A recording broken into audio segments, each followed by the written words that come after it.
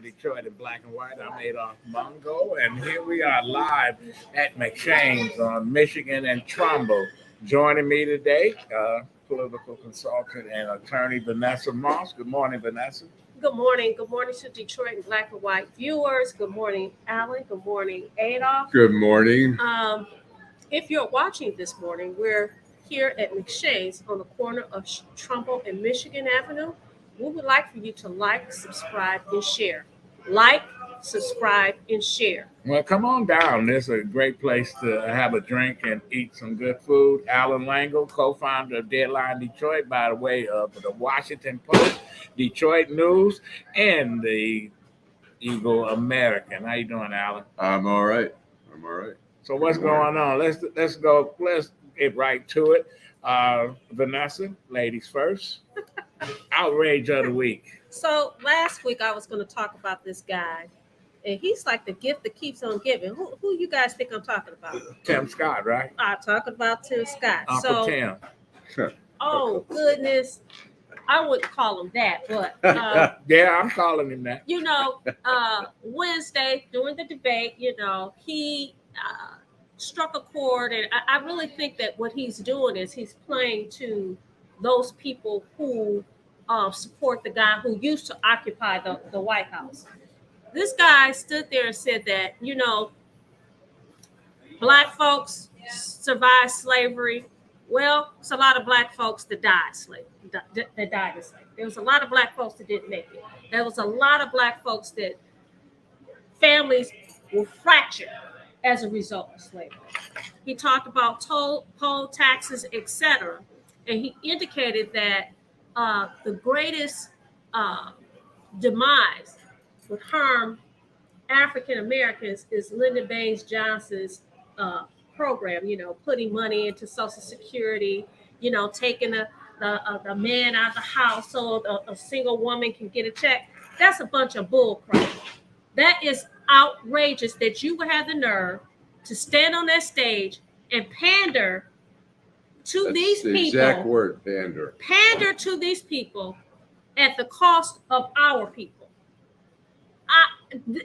Outrageous. I was going to talk about him last week he pissed off because they asked about his marital status. Dude, get a life. Get a life. Let me interject. He said there's nobody business who he sleeps with or go with, etc. Yeah, I say he's right. But it's not his business to tell a woman that she can't go take care of a physical problem with her body, or she can't travel outside the state. You know what? Remember the fugitive slave law of 1850s, where they said, okay, whether you free or not, that any person has a right to go up north and snatch black people and bring them back down south. Right. This is what they're saying about the abortion. So he is a real hypocrite and asshole. He really is. And let me say this. For him to be pissed off because they asked about his marital status, it's ridiculous. If that's what you are, then say that's what you are. Stand on who and what you are. But you can't be anti-gay exactly. and be gay. Exactly. You gay, but you don't want nobody to know about it, and then you act like you're such anti-gay. A hypocrite. Dude, you're not, you know what? You're not going to win. And then, of course, those people over at Fox was praising him. Get a life. Listen, You're in trouble when the people at Fox are praising you. Well, the same people that praised Booker T. Washington when he gave the speech saying that, Jim Crow was all right, as long as we can have a job and do what we need to do. Right. Okay, go ahead, Allan. What's your outrage? Well, I'm going to say one of the things while watching that debate, which is just pathetic. I mean, Fox did not have control over the debate. People were talking over each other and they couldn't shut people up. But Mike Pence, who's just, I think, just such a simpleton. He talks about, he's like, I've got the solution to all these mass shootings. He goes, the death penalty. We have to make it a death penalty. And I'm saying, what guy who's out of his mind who goes in and does a mass shooting thinks, oh no, I might get the death penalty. Every single person that goes into that scenario can assume that there's a good chance they're going to get killed. They're going to get shot by police showing up or whatever. So the idea that, oh my gosh, there's a death penalty. I mean, that's why government is so fucked up. It's such a simpleton approach to everything. It's so screwed up. The other thing is, and here I could play a little bit of this when Donald Trump came to Michigan. First of all, he's there supporting labor, and he's and the union guys who are on strike, and he shows up at a non-union shop. There were mostly Right. look. Joe Biden showed up on the picket line. He was welcome there. If Trump had showed up to the picket line, I guarantee you there'd be some people who would not be very receptive. And so he had a very controlled environment, a non-union shop. And here, Now, well, let me ask you this: do you think Biden's environment wasn't controlled? well, control, Yes. yeah. Okay, But in a all different, right. but He had His- on his not- Depends. Right? No, He had on. I'm not He going had there on with his you. Depends. I'm not going there with Yeah, you. yeah. You Both cannot- of them. no. Both of them. We I'm got not two. going We there got with two you. people running for And office. that's okay. And both of them, one is crippled in the brain, one is physically challenged. But let me say this: when is it that it's okay for us to start beating up on people that are older because of their When age? they can't drive, you Wisdom- take the keys Wait from a them. minute. You Listen, take the keys But from you don't beat somebody. up on them. No, you don't, You don't beat up on them. but you take the keys.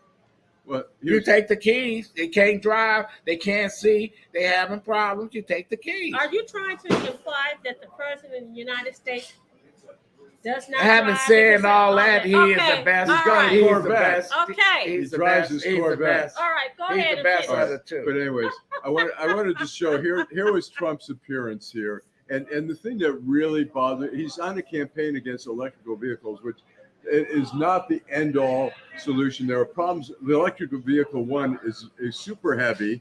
It damages the road. It's super heavy that for the lighter cars, it's a danger to the lighter cars out there in a collision.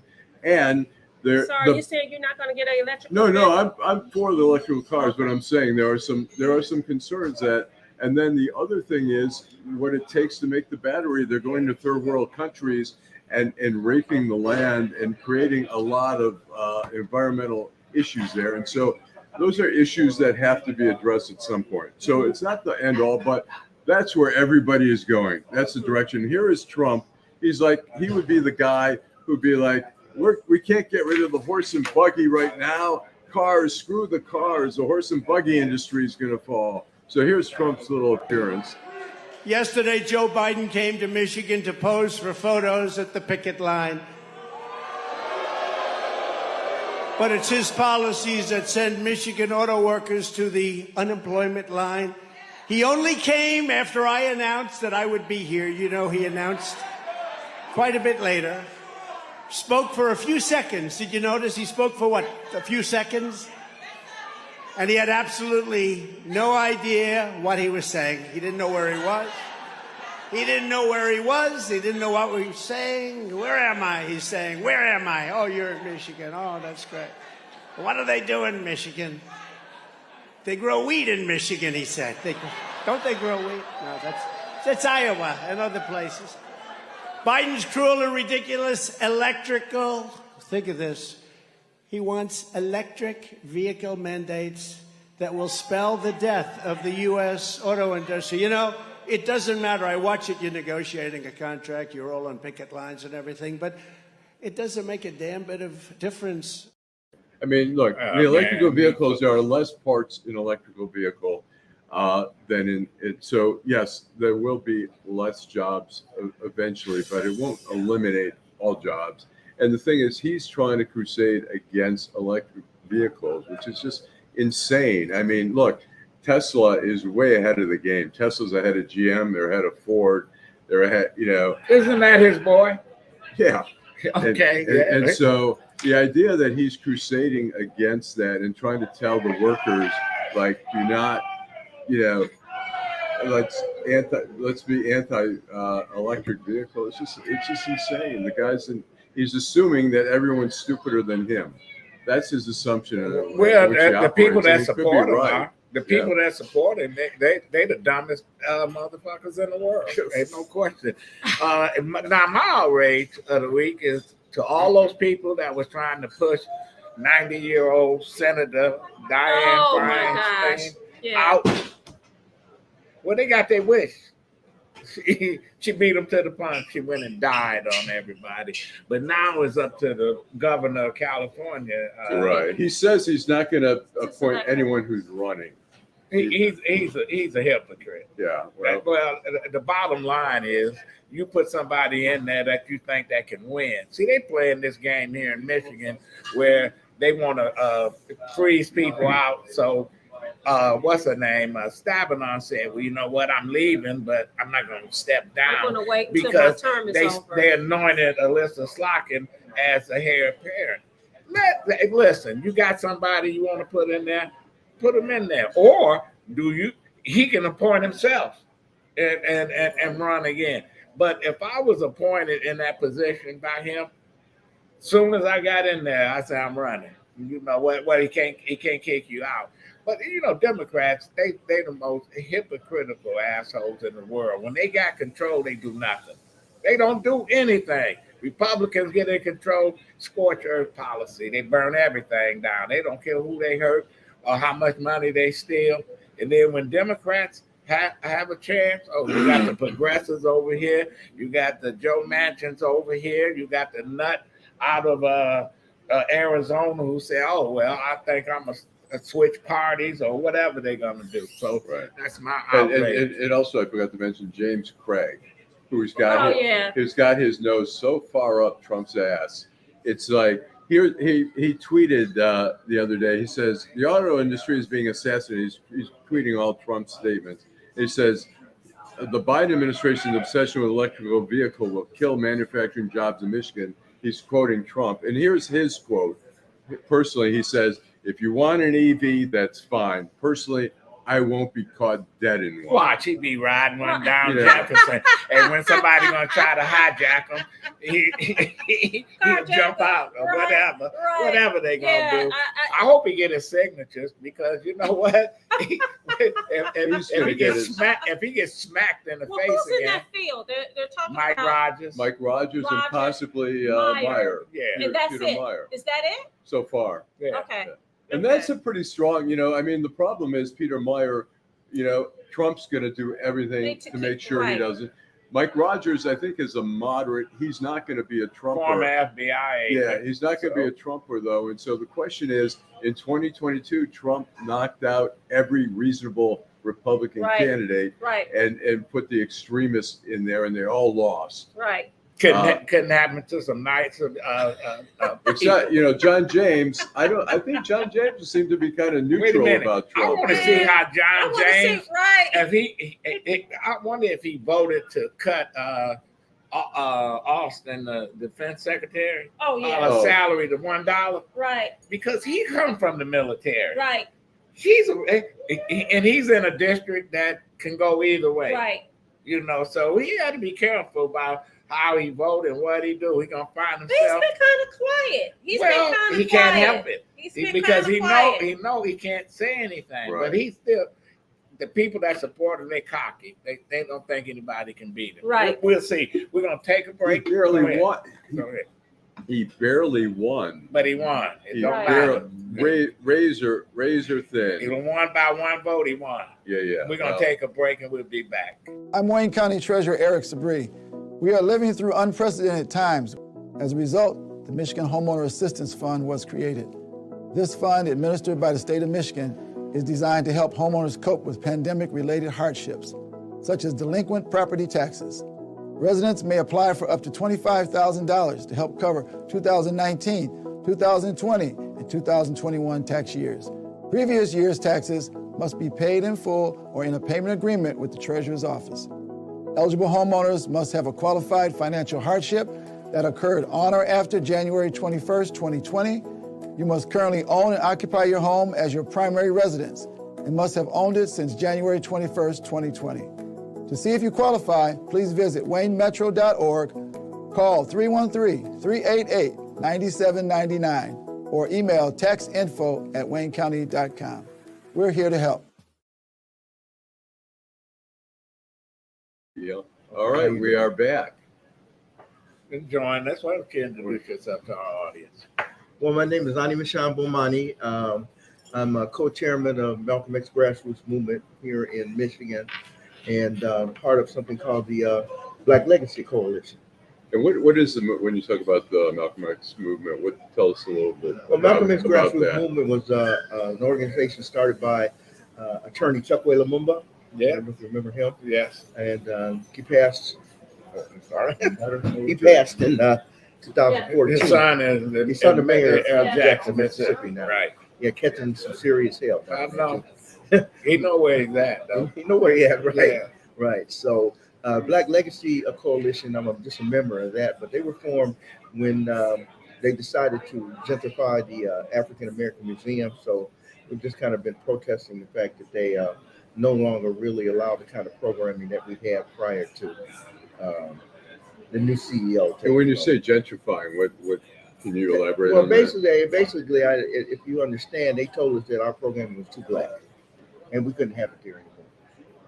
And when they say too black? Well, we had Kwanzaa, we had Kwanzaa every day. The whole week of Kwanzaa, we had it every day. They cut it down to one day, and said that's all we really deserve. We used to have several programs there. African Liberation Day. We had several jazz programs with spoken word artists and young spoken word artists. Yeah, we had a lot of great scholars. Who's the new CEO? His name is Neil Barclay. Where did he come from? They said he came out west somewhere. I'm not sure, like Arizona or something like that. But they said the museum they came from, they basically ran him out, and it failed. So he wanted to turn the African American Museum out there into an art museum and not really deal with any cultural issues. Do we know how this museum was created? It was an idea of one person, and then it spread it to the community, Right. and it was the brainchild of the late Coleman Young, who Right. said, you know what, we need something bigger than your house that you got on the boulevard. Right. So they built the first one, Right. and then the mayor looked at it and said, oh, that don't work. We need to do another one, Right. So to take it and then just turn it into what? Well, basically, it's just an art museum. Well, first problem we had with it is when they brought in the Thomas Jefferson exhibit, and they made it seem like, well, what happened to Sally Hemings? She was just his girlfriend, and there wasn't any serious issues with him, or He raped her. right. That's what we said. That's what we said. Wow. Anyway, they actually brought in some black family members who really tried to justify the fact that we had the museum there. And then somebody wrote a book about him and Sally Hemings. I can't remember the name of the book really. To me, it was ridiculous trying to justify rape. Well, but you know what? All they had to do was read the first book by what is his name, William Wells Brown, who wrote Clotel, the story of Jefferson back in the 1850s about what Jefferson did with his slaves and that sort of thing. What kind of action are y'all trying to take now? Well, we have been protesting. We asked to be on the board. We did have a member who was part of the. We did have a member that was part of the board, but he passed away, and they have not replaced him at all. We've been trying to get them to replace. Joanne Watson actually was one of the members, but she passed away, and we've been just trying to protest and get people on the board who are part of the community. And they don't seem to want to have anybody on the board. Who else is on the board? Well, I know this guy's name. I don't know his name. I know he's like former president of GM, one of the black executives of GM. He basically told us that a lot of our programs really were just too black, so they want to whitewash it. Yeah, exactly. Now, is the mayor really running the thing behind the scenes? Well, yeah, it was really Scott Benson, but Scott Benson's being controlled by the mayor. Okay. And they try to recall Scott Benson, by the way. They're doing a pretty good job, actually. Oh, Vanessa says we need to speak a little louder. Yeah, Bomani, you're so right. soft-spoken. You're such a gentleman. So we need you to All speak louder so Okay. our audience can hear both of Yes. you. All right. Okay. So we can. It's fine. You and Adolph, I don't know what you guys do. Yeah. All right. Okay. Well, like I said, we're trying to recall Scott Benson, who is controlled by the mayor, and he's on the committee that controls the money that goes to the African American Museum. So we're fighting on a lot of different fronts, but we're fighting. Okay, who's recalling? Well, the name of the group is called Recall LLC. And basically, it's some people from 3rd District, Ramon Jackson. I don't know if you've heard of him. He's been around a little bit. No. You know, he's been confronted City Council about this bond issue and the illegal things that they're doing. And another person who's been down there too is a guy named Malik Shelton, who's been in court for some of the illegal things that the city of Detroit, and he claims that Mike Duggan is doing. So, along with some people who are part of, I live in District 4, but there are some people in District 4 who are helping the people in District 3 to try to recall Scott Bettison. Okay. Have y'all talked with anybody from the administration about the concerns at the museum? Yeah, we tried to talk to Mary Sheffield, who don't apparently have a clue. And we've also, like I said, we have tried to talk to Scott Bettison. We were at a meeting with Scott Bettison a couple of weeks ago. We actually told the people, don't sign the petition to recall him. Just flat out said, don't sign the petition. You know, so we have talked to, and I have a pretty good relationship with Letitia Johnson, even though I had problems with her. She's over District 4. And I don't think she lived up to what she promised when she came across as somebody that's going to shake up the council and not the business as usual. Right. But you've been around long enough to know that people run on a different platform, and then when they get in the office, they turn into the people that they was trying to unseat. Exactly. Well, I always thought she was kind of weak. I ran for that seat too in District 4, and I told people she's weak. You know, and I have a history. I worked for Kwame Kenyatta. I was a good friend of Chuck William Woman. So I'm more of a activist, on the ground kind of activist. She's kind of a mild-mannered person. I thought she was way too nice, personally. Not the kind of person that needs to be downtown to fight the administration. But she had talked about going up against the Gilberts and everything. But she took money from them. Yeah, right. And it's what I tell you. And she said she was going to give it back, and she ain't give it back. She's not giving it back. Do you think it's going to give it, right. No, give but it I'm back? just saying she said she was going to give it back. So don't lie. When you know I think that to me, the council is still not strong enough. I mean, it bothers me so much that we talk about, Coleman Young Jr., who I really had some hopes for. He's worthless. He hired his mother as the chief of staff at $87,000. There's another council member who hired her daughter. It's the same BS that's going on year after year. It's right. It's shameful. Somebody gonna wind up going to jail like they did probably the last time. Like Sam or some of the other people who have had some jail time. Okay, so what's the next step in all this? Well, the State of the City address, we had one several months ago, and we talked about some of the issues, and a lot of the people on there were there. We had a few more people, but these are the people that we decided to have come back. Anthony Adams is the moderator of this program, and we're going to talk about solutions. Is he running for mayor? He won't make that commitment right now. That's why people can't win, because people don't want to make a commitment. Well, he said he don't have no money. They don't want. You see, the whole point. Well, the whole point of it is, it's about money, but it's about getting out there front first. Right. It's about being the loyal opposition. It's about a whole lot of things. But then we got these folks say, I don't know what I'm going to do. Then 2 months before. Anthony Adams did not, I don't know how good of a candidate he is. I'm not saying one way or another, but he did not carry out a very effective campaign. It's about money. And Duggan did this thing that Trump is doing. He didn't want to debate. He just said, no, he's going to be talking trash or whatever. Well, that's what candidates do. Well, he didn't want to debate. He didn't want to debate because the last time he debated against Coleman Young, kicked his ass all the way around the table.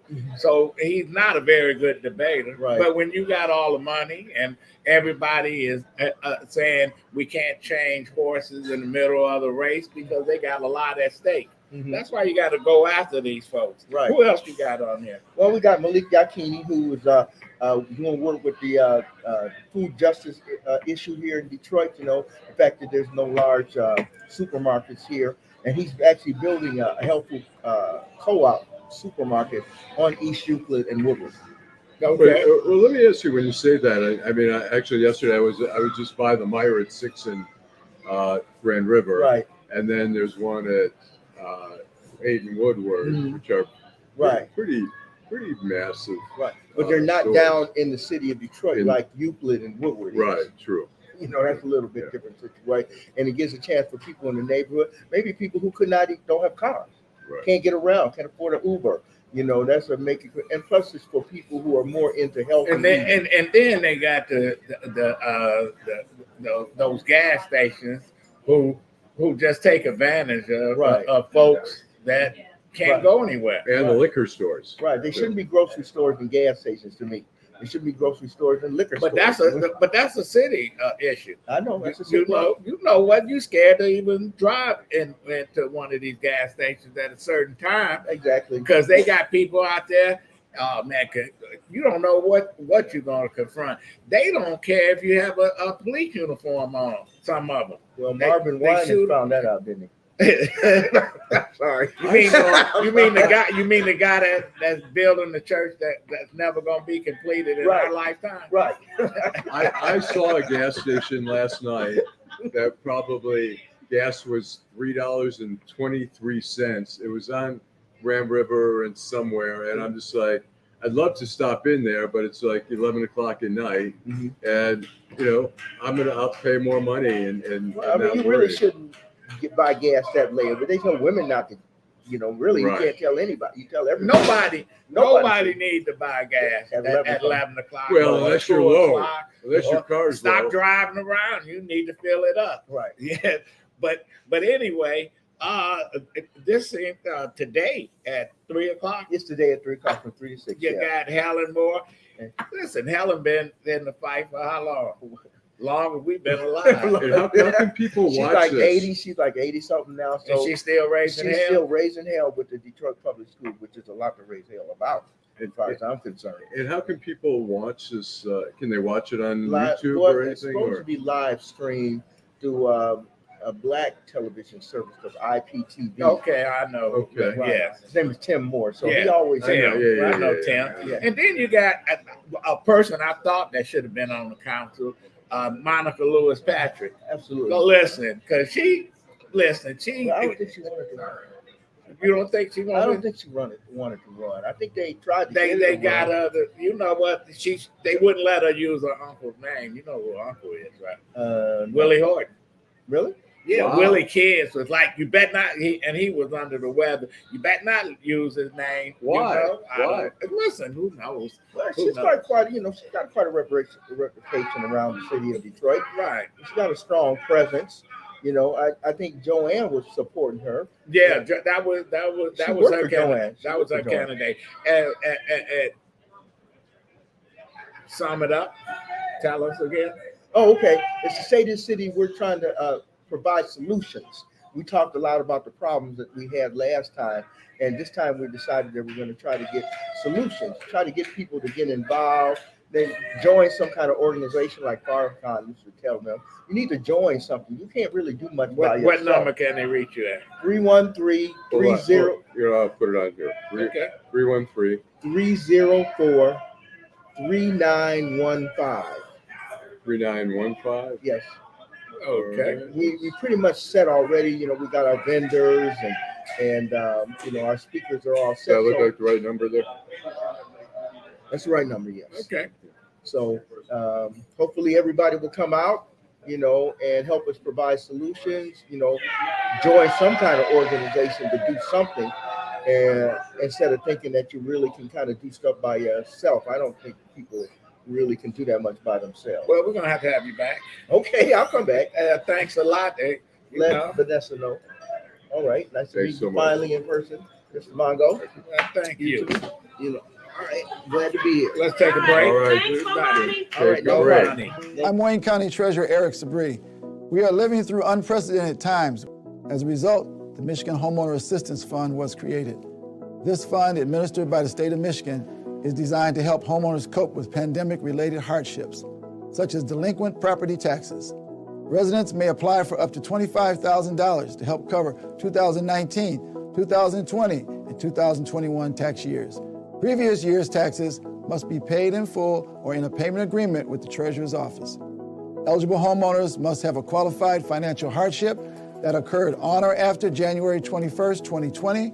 You must currently own and occupy your home as your primary residence and must have owned it since January 21st, 2020. To see if you qualify, please visit waynemetro.org, call 313-388-9799, or email taxinfo@waynecounty.com. We're here to help.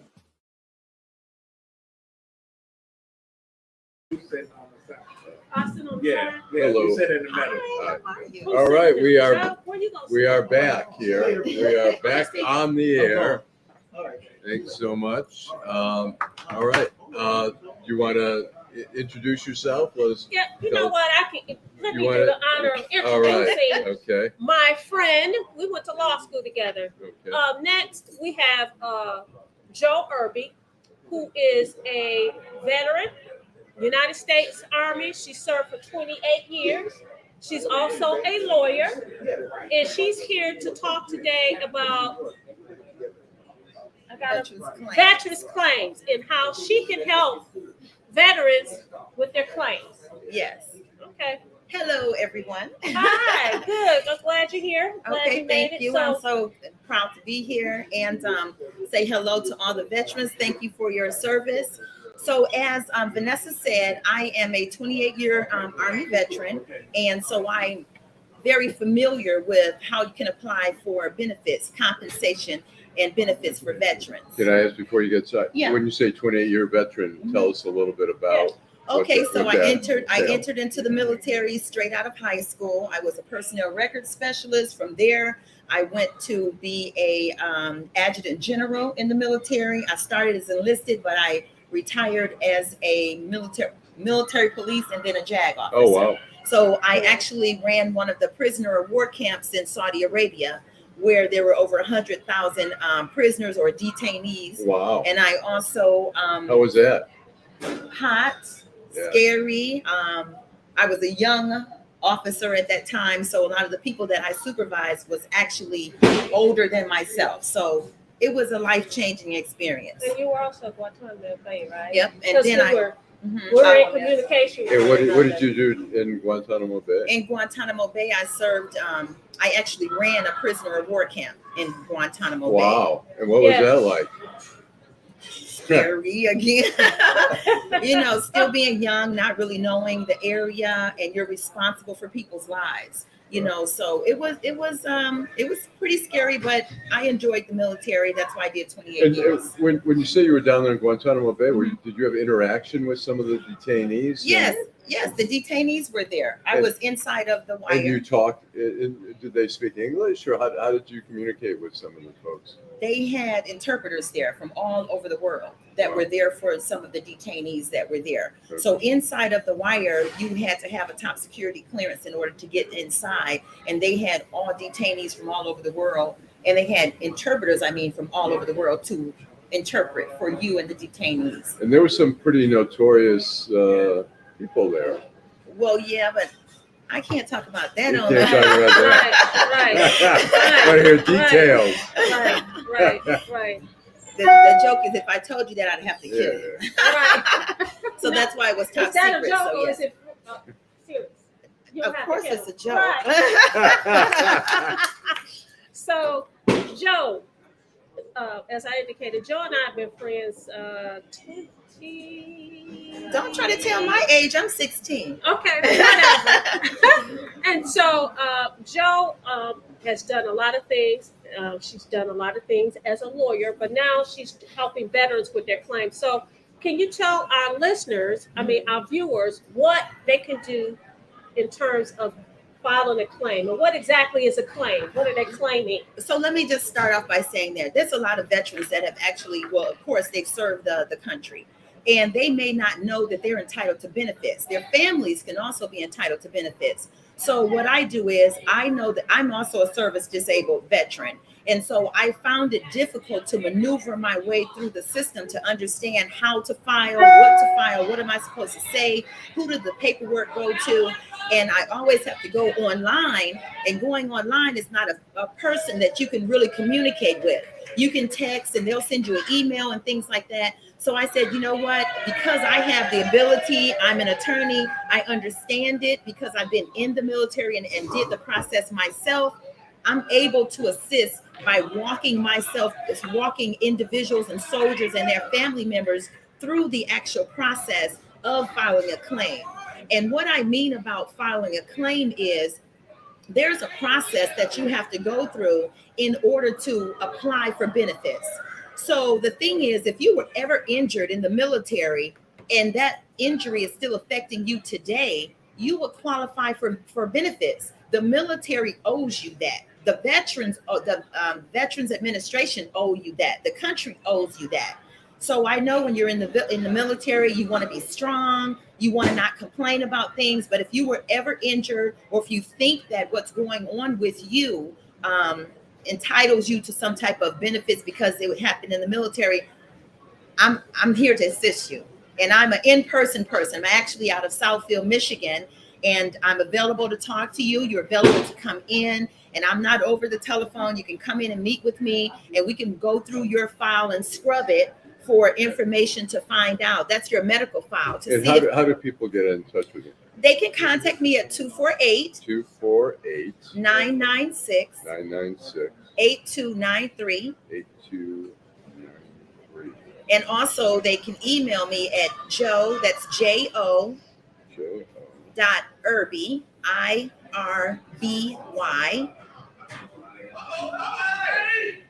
at va.gov. VA dot? Yes, VA dot period, GOV. Gotcha. Yes.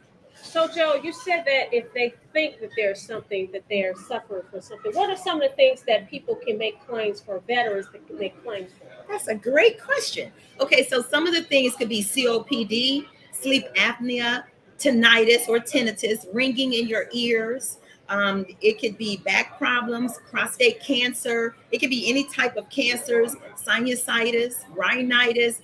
You think of it, I can look it up and find out if there are benefits. And it's only for veterans. It's for the veteran's injury, not the spouse. Only for the veterans. But I only say that because as a spouse, you also may be entitled to benefits if your spouse was in the military or getting some type of disability. So you as a veteran, like Adolph is a veteran. Yes. He served in the Marine Corps. He can make a claim, and his wife can also make a claim? No, when he makes a claim, he would get additional benefits because he has a dependent, which is a spouse. Oh, wow. And let's hypothetically say, I'm just going to throw a number out here. I don't want anyone saying, well, she said I can get this amount. Let's hypothetically say you're getting $3,750 as the veteran. If you are married or have a dependent, you might get $4,020. If you have a dependent and a minor child, you might get $200 extra on top of that. So your benefits go to you, and then you get additional benefits. Well, soldiers know, just like if you were away, you would get the housing allowance for being away from your spouse. So if you were away from your home and your spouse had to maintain the home, you would get additional benefits for them in your check. Wow, that sounds pretty good. Yeah. I had a quick question. Yes. You have a law degree. Yes. And where did you attend school? University of Detroit Mercy. Ah, okay. Right here in Detroit. Yeah. And have you practiced privately, or have you always been with the government? Well, I was with the government while I was in the military, in the Army. I was a JAG officer. Right. So I did trial defense in the Army. And you defended people who were charged with yes. crimes? So in the military, I defended soldiers who came up on charges for whatever it might be, using drugs or discrimination, assault, any of those type of things. So I was considered a subject matter expert on sexual harassment and prevention of sexual harassment and discrimination in the military. Was there a lot of sexual harassment in the military? Now you want me to tell you, I might have to kill. No, I'm just joking. Right.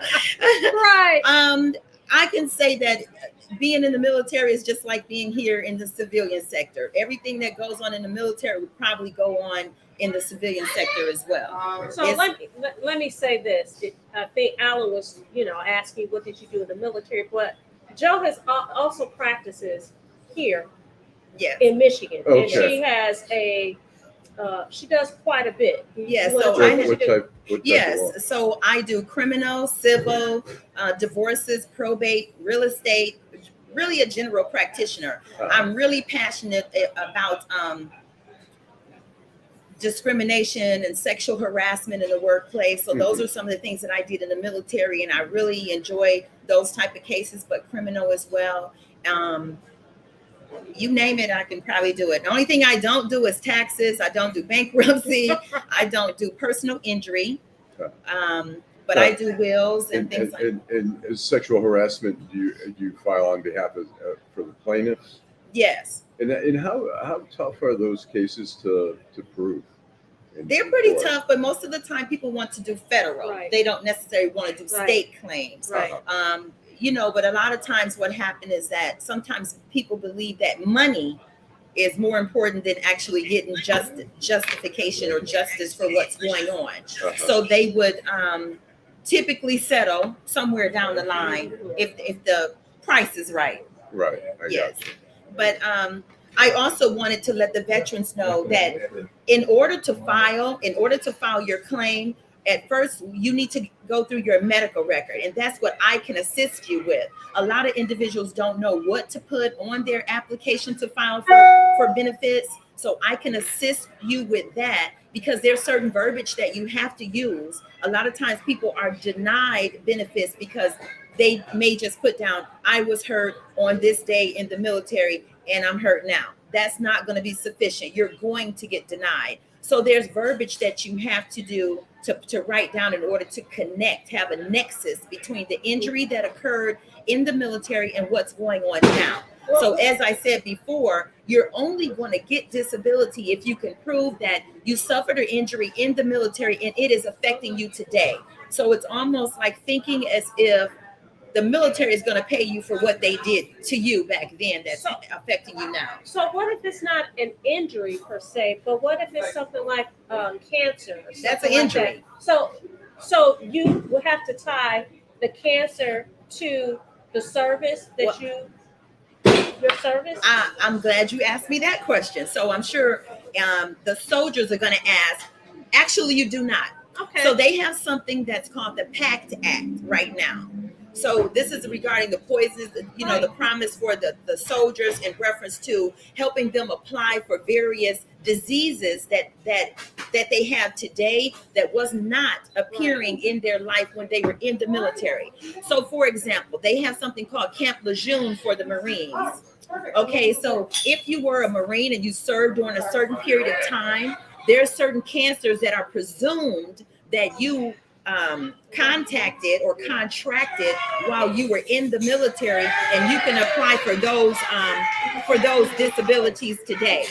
So you don't have to show that there's a nexus or something that you complained about in the military. If you served in Guantanamo Bay, if you were Agent Orange, any of those services that you may have been a part of, you can make claims, and it's going to be assumed presumptions. So we still have to put the packet together. Okay. Well, okay, Jo, thank you so much for coming to Detroit Black and White. Thank you for having me. Of course. And we're going to have you back on.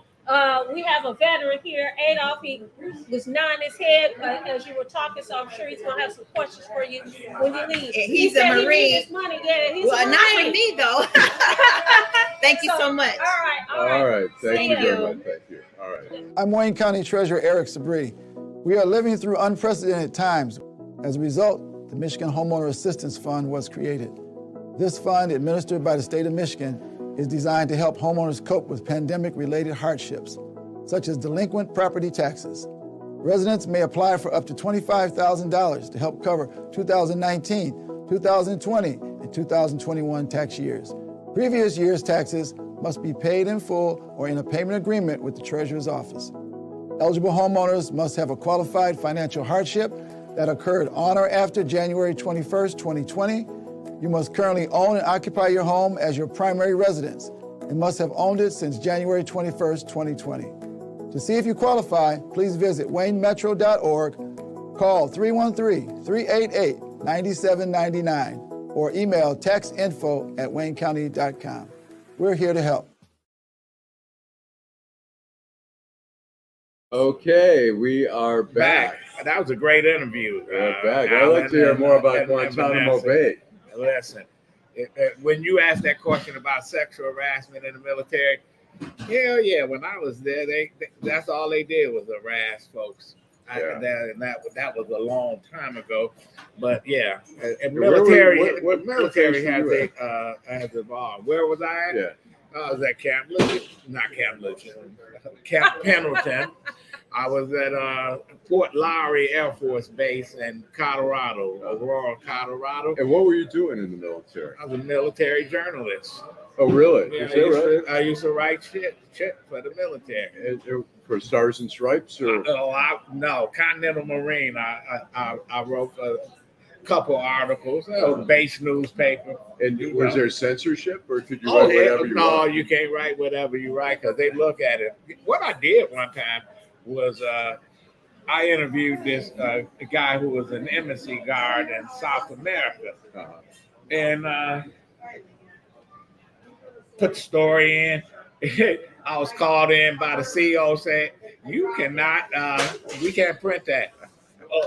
Security, like, it's a bullshit story. Right. It was nothing, and the guy got in trouble. Right. It's like, So we've had two great guests this morning. And we're Joe gonna have was full of information. I know that you could probably benefit from it, but some of our viewers I'm gonna call him. Yeah. I'm gonna call him. So- But we got another great I guest. know. And he just walked in.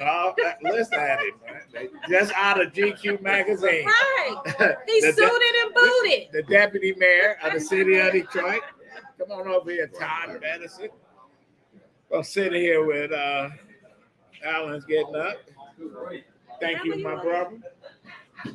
Good to see you this morning. Good to see you. Good morning. Vanessa Moss. Vanessa morning. Moss, nice to meet you. Pleasure to meet you as well. Okay, speak up a little bit. We're here at McShane's, Michigan and Trumbull. Listen, those folks, you hear the background, they enjoying that soccer. That's the worst game in the world. I'm sorry. I'm sorry. I know it's the most popular game in the world. It's really and people love football. it. They kill over it. They do all kind of stuff over it. And these folks is like going crazy. It's 0-0 after 5 hours. Shit, like playing cricket. They play that. Don't they play cricket for over a week or something? Yeah, right. Well, anyway, we got the deputy mayor here. Good morning. Good morning. Good morning. October is here. Yes, it is. And usually in October, when I was working for the city, we dreaded, we called it Devil's Night, when they start burning down neighborhoods and people that they wanted to get rid of a car note, bring their cars over to Detroit and set them on fire, or people that want to collect insurance, burn down a house they can't fix up, etc. And then there's the plain old arsonists who enjoy just wreaking havoc. But the people that lived in the neighborhood, they were terrified. So that was night. Coleman Young got thousands of people out. It was successful after 4 or 5 years. That's how long it took to get it under control. But now we went from Devil's Night to Angel's Night. What I see it's evolved again. Tell us. It has evolved now to Halloween in the D. And so basically, it's just Halloween. But it's better than any other, in my opinion, Halloween than any other city. Because in the city of Detroit now, from how we've evolved, you have thousands and thousands of kids that come out with their parents, and guess where they trick-or-treat at? Guess where they go? They're going to police stations, fire stations. They're going to recreation centers. In the city of Detroit, this point right here, we're just gathering candy. And we're putting together haunted houses, and we're putting together activities, safe activities. And you'll see more parents bringing their kids to city facilities because they feel safer there. Because it's always that concern with somebody putting a razor blade in the apple. Right. It's always a concern with somebody putting something in the candy. Right. But they know when they come to the city, we got it straight out. They know that it's good, safe, and we get our sponsors and other volunteers to donate money and a lot of candy that we purchase. So we get Walmart and a lot of other folks to really make it a wonderful experience. And that's what it's really about. So let me ask you this. You said there's going to be at police stations, fire stations. How are you guys rolling this out? How are we getting the word out to people that is what's going on? Because this is my first time ever hearing of it.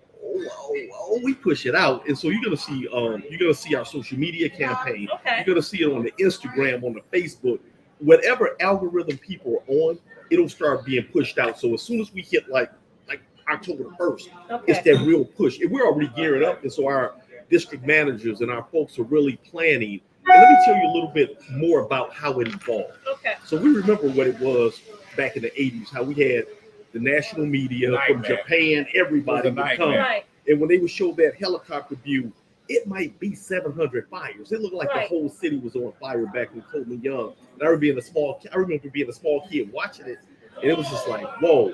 And so it transformed, and Detroiters stepped up. They volunteered. They got the little cars with the yellow lights on, and that became actually the biggest volunteer campaign in the country. It made the Guinness Book of World Records by having so many people volunteer in one time to be able to patrol their city. Right.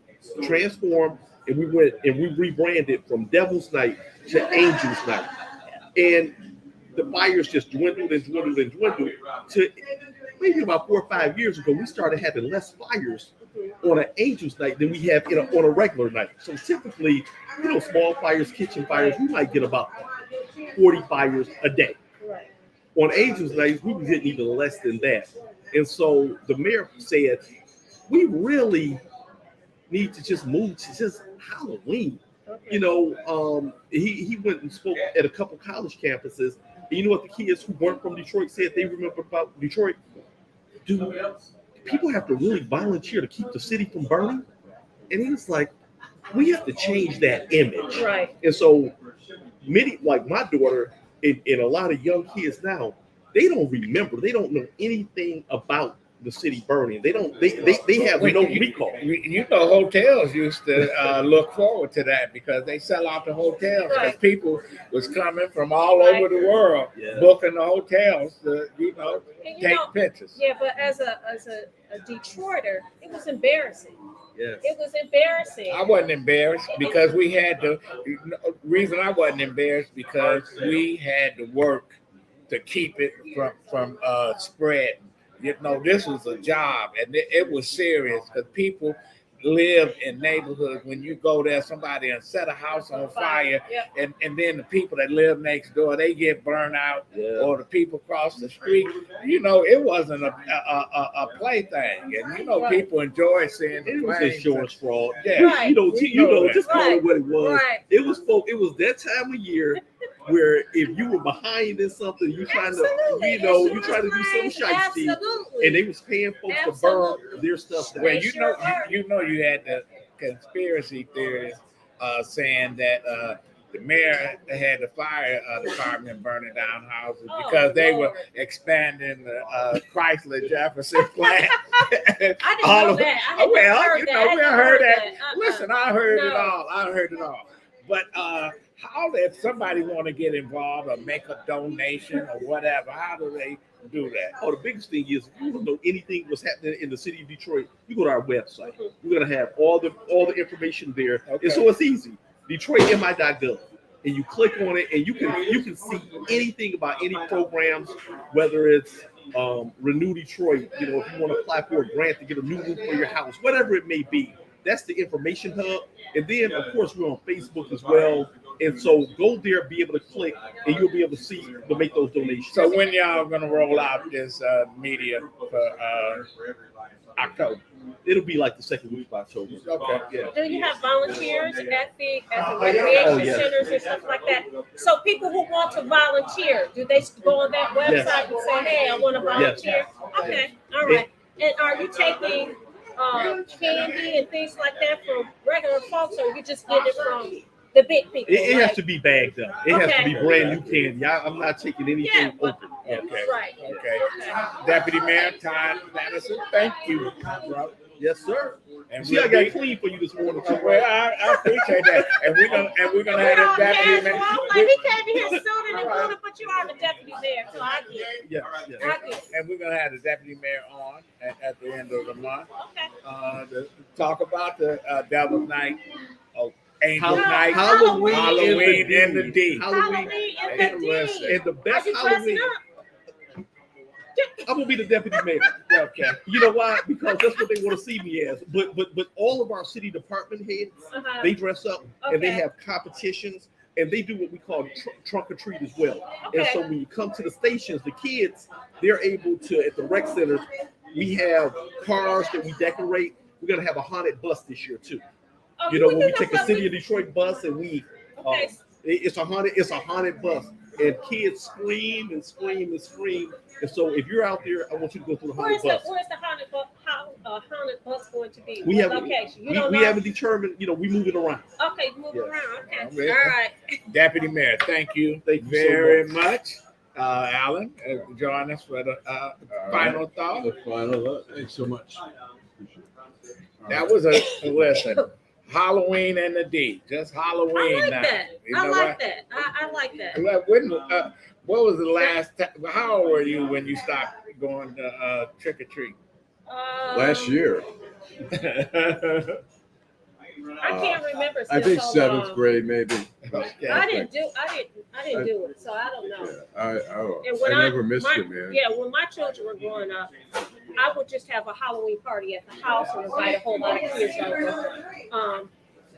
Maybe they would do a little bit in the neighborhood, but not much. Okay. Yeah. Well, final thought, Allan. Final thoughts. I won't say. I'm really looking forward to this election year, and I hope. I don't know. It's so crazy. It seems so disjointed and crazy right now. I'm curious how it'll define itself. If in the end we see it's Trump and Joe Biden, or there's always the wild cards there, but who knows? But and then the U.S. Senate race here in Michigan is going to be pretty interesting, and I think. Have you seen the billboards with Bill Harper? Have you seen? Oh no, I haven't. Oh my gosh, you haven't? But billboards don't vote. Not the billboards. Where- don't where- vote, but that's a I'm saying waste he's of doing money. He's doing It's a a mon- rollout, but That's a waste of money. It's you see Go them everywhere on now. TV. Go on TV. billboards are a waste of money if Waste you of have money. one or two or three. If like Jumana, as we see out the window, I mean, she's everywhere. If you're omnipresent, the billboards work. If you She's on the buses. we had a billboard for Deadline Detroit. I think it was $3,500. It was at I-75 and Warren, and it was an electronic one, which means that every 8 seconds it rotates. And Yeah. I Waste of money. a waste of money. We thought it was a waste of money. Should've But went anyway, to the casino. One, if we had blanketed the city and Metro Detroit with it, would have been great. right. Yeah, We waste spent of a whole money. lot of money. Your Oh, final thought. My final thoughts. We're going to have beautiful weather today. Everybody go out and have a good time in the D, right? And I can't wait for us to come together again. Again, if you are watching our show, please like, subscribe, and share. Like, subscribe, and share. We are on all the social media platforms: Facebook, Instagram. What do they call? It's not Twitter anymore. Whatever they call that. What do they call it now? X. X. We're on all those platforms. We're also on DetroitInBlackAndWhite.com. If you go on DetroitInBlackAndWhite.com, you can watch all of our podcasts. So if you missed last week, you can just go on there and watch that. And of course, you can see us on YouTube every Saturday. I'm looking forward to being here next week. Hi. Also, can I just say, the audience, we're kind of playing around with different types of microphones. If you can't hear, Yeah. text, let us know. Let us know if we're not talking loud enough, or like I said, we're playing around with different microphones and stuff like that. So we'd like to make sure we get the best quality sound. So let us know by texting, and we'll try to. I want to thank accommodate. Jim Nardoni. Yes. Thanks, Jim. Yes. Thanks, Our guest. Bomani. Thank you. JoJo. Thank Jo you. Irby. Jo Irby. I call her JoJo. JoJo. And Right. Deputy Mayor Mayor. Todd Bettison. Thank you very much. And thanks for tuning in. This is Detroit in Black and White. Allan, Lengel, Vanessa Moss. I'm Adolph Mongo. Peace. Good day.